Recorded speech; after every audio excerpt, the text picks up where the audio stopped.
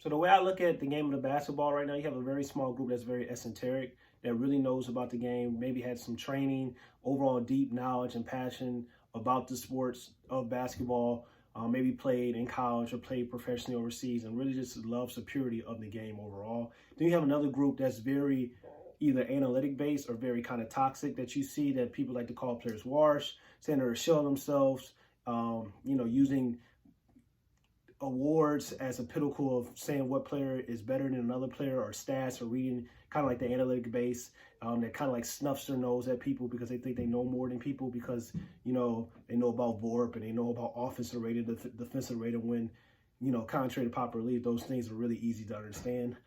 So you have two groups of people, and that's what we're kind of seeing right now when people are talking about Blake Griffin with the Brooklyn Nets.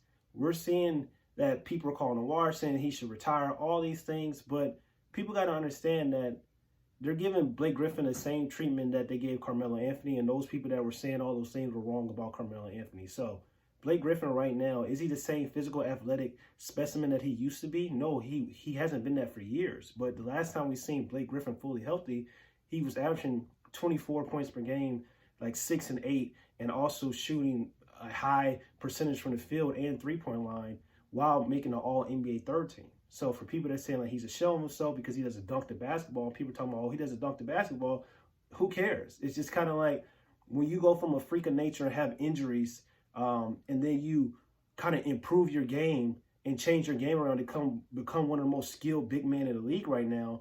It's kind of like it doesn't matter if he's not dunking the basketball like he used to do, because he's changed his overall game. And people, that happens with athletic freak of natures and guys that are just truly physically dominant on the athletic side of the ball, that most times if they don't change their game, they're going to struggle in their latter years. For example, you look at Giannis Antetokounmpo, you look at Zion Williamson, both of those players need to kind of do what Blake Griffin did early and start that process right now before the athleticism kind of goes. And Zion has plenty of time to do that. But if you can become a more skilled version and you still have your athleticism, or when your athleticism goes and you're this more skilled, dominant big man, then that's going to help you prolong your career going forward. What Blake Griffin does for the Brooklyn Nets is he can be that big off the bench, and also you can spot him playing in the first unit in key games or key moments where you feel like he should be on the court, and then playing next to James Harden on the second unit, because the Brooklyn Nets like to let James Harden run their second unit as well, while giving a rest to Kevin Durant and Kyrie Irving.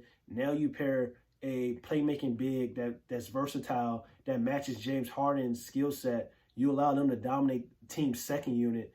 And then even when James Harden is on the bench, and you got Kevin Durant and Kyrie on the bench as well, you still have a guy that can play make and create for himself, and also that can create and play make for others as well. So it's a perfect setup if you're the Brooklyn Nets, because you're not going to need Blake Griffin to be a first or second or even a third option. But some nights he can be a third option. Some nights he can get you 20 or 25 points per game. And he's going to be motivated. He's going to want to prove the naysayers and the doubters wrong, and people that are calling him wash and all these things, because he, to me, still has a lot of basketball left. The only thing that we're really worried about Blake Griffin is his health, because when he's healthy, and like we saw what he did against the Los Angeles Lakers this season, and people are forgetting about that and saying like, oh, he needs to retire, he's washed and all these things. We just saw what he did against the best team in the NBA when they had their best players all on the same team. He went to work on them boys. So it's just like saying Blake Griffin's not going to be impactful for the Brooklyn Nets.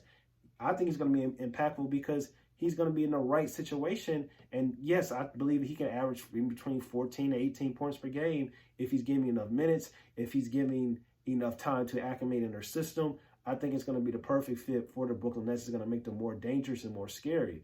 But once again, it's like the haves and the have-nots when we talk about the game of basketball. A lot of people don't understand what they see on the basketball court without looking at either the entertainment portion or the analytics and advanced stats and the box score and stuff like that. And then that's why we see these players, kind of be upset with these narratives that be cast on them, because it's kind of like they have so much left in their game, or they know their skill set, or they know what their body can and can't do. And then you have all these people that are just saying these craziness and all these things about these players.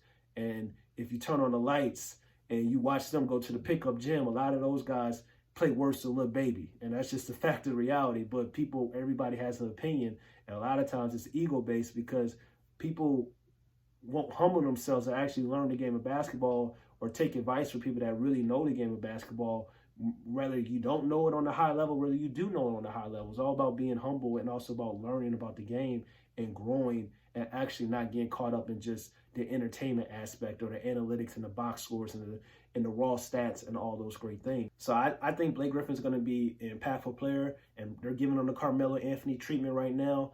And I just have a feeling that a lot of people are going to be proven wrong if he can stay healthy and if he can get acclimated once again into the Brooklyn Nets system. I think he's going to be a great addition for the already, super favorites in the Eastern Conference. But to me, I think the Brooklyn Nets are no longer the favorites in the Eastern Conference. I believe they are the favorites to win the whole thing. So adding a guy like Blake Griffin, a future Hall of Famer, a guy that can do some great things, particularly on the second unit, going against other teams' second unit, that just makes them even more dangerous, in my opinion.